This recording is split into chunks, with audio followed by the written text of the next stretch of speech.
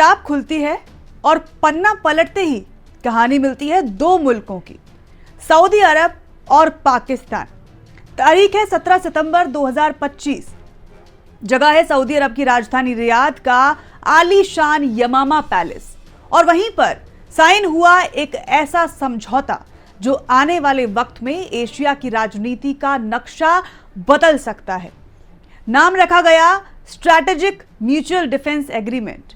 यानी सीधी बात, अगर किसी ने पाकिस्तान पर हमला किया तो मानो सऊदी अरब पर हमला किया, और अगर किसी ने सऊदी अरब पर हमला किया तो पाकिस्तान भी इसे अपने ऊपर हमला ही मानेगा। मतलब समझ जाइए, दो जिस्म एक जान वाला हिसाब किताब चल रहा है। कागज पर लिखी ये लाइनें देखने में जितनी सीधी लगती हैं, असल में उतनी सीधी है नहीं। इस समझौते का मतलब दोनों के लिए अलग अलग है। इस समझौते का मतलब दोनों के लिए अलग अलग है।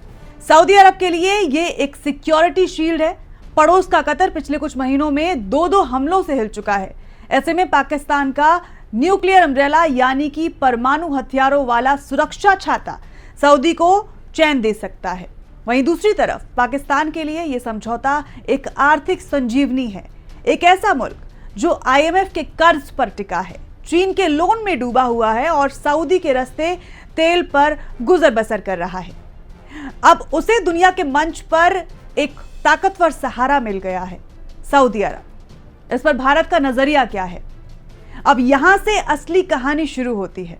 भारत के लिए यह समझौता क्यों मायने रखता है? क्या सऊदी अरब पाकिस्तान से पनप रहे आतंकवादियों की गारंटी भी लेगा?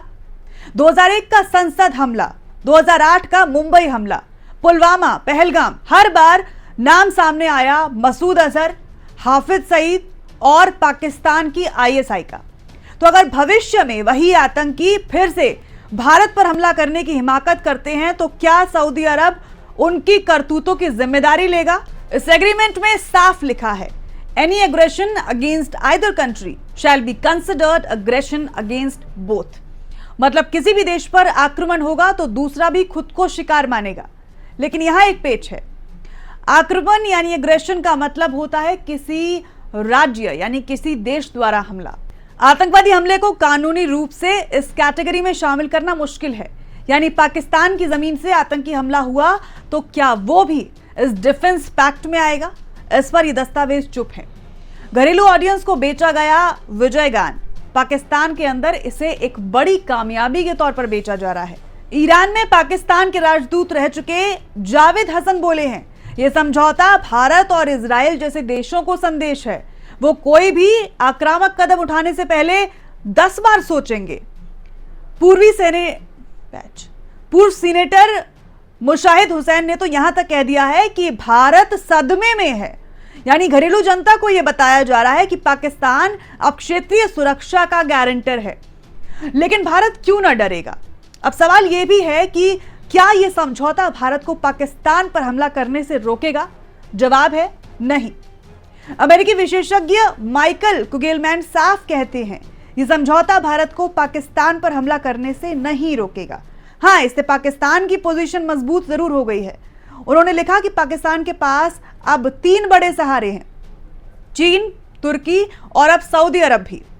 इसी कड़ी में अमेरिका की डेलावेयर यूनिवर्सिटी के प्रोफेसर मुख्तदर खान भी कहते हैं कि अगर भारत पाकिस्तान पर हमला करता है तो हो सकता है सऊदी सैनिक ना भेजें, लेकिन वो पैसा और टेक्नोलॉजी जरूर देगा।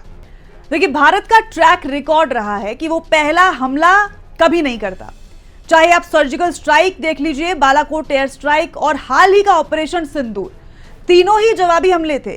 किसी में हमने पहल नहीं की, लेकिन यह भी दिखा दिया कि अगर हमें छेड़ोगे तो छोड़ेंगे हम भी नहीं। भारत ने हमेशा दिखाया है कि उसके ऑपरेशन आतंकियों और उनके ठिकानों पर केंद्रित होते हैं, न कि आम नागरिकों पर।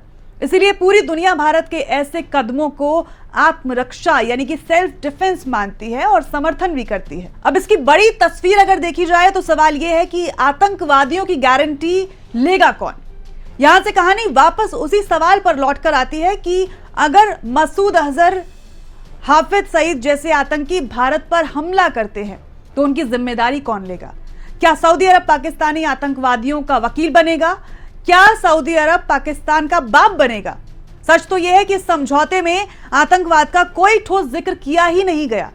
यानी देश पर हमला होगा तो सऊदी पाकिस्तान दोनों एक दूसरे के साथ होंगे, लेकिन आतंकियों का हमला हुआ तो मामला धुंधला ही रह जाएगा। यह कौन सा दोगलापन है? अब सोचने वाली बात यह भी है कि भारत की चिंता इस मुद्दे पर क्यों वाजिब है। भारत के लिए सबसे बड़ी चुनौती है कि सऊदी पाकिस्तान को अंतरराष्ट्रीय मंच पर वैधता दे रहा है।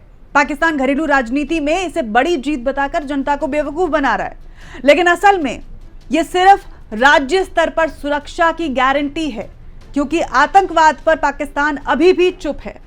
चलिए ये किताब बंद करने से पहले इसके निष्कर्ष पर पहुंचते हैं। सऊदी अरब को मिला है न्यूक्लियर छाता, पाकिस्तान को मिला है आर्थिक सहारा। दोनों देशों ने दुनिया को यह दिखाया कि हम साथ साथ हैं। लेकिन भारत के लिए असली सवाल वही है, क्या सऊदी पाकिस्तान की जमीन से पैदा होने वाले आतंकियों की भी गारंटी लेगा? और जवाब अभी भी अनकहा है। भारत का रिकॉर्ड बताता है कि वो आतंकियों की हर हिमाकत का जवाब देगा, और जब भारत जवाब देता है तो दुनिया उसके साथ खड़ी होती है। किताब का पन्ना यहीं बंद होता है, लेकिन सवाल अभी भी खुला रह जाता है। सऊदी अरब पाकिस्तान के एटमी बम का भरोसा तो ले सकता है, लेकिन क्या आतंकियों का बोझ भी उठाएगा? आपके इस पर क्या विचार हैं, कमेंट में बताइए और देखते रहिए यंग भारत। अगर अभी तक आपने इस चैनल को सब्सक्राइब नहीं किया है तो जरूर कर लें।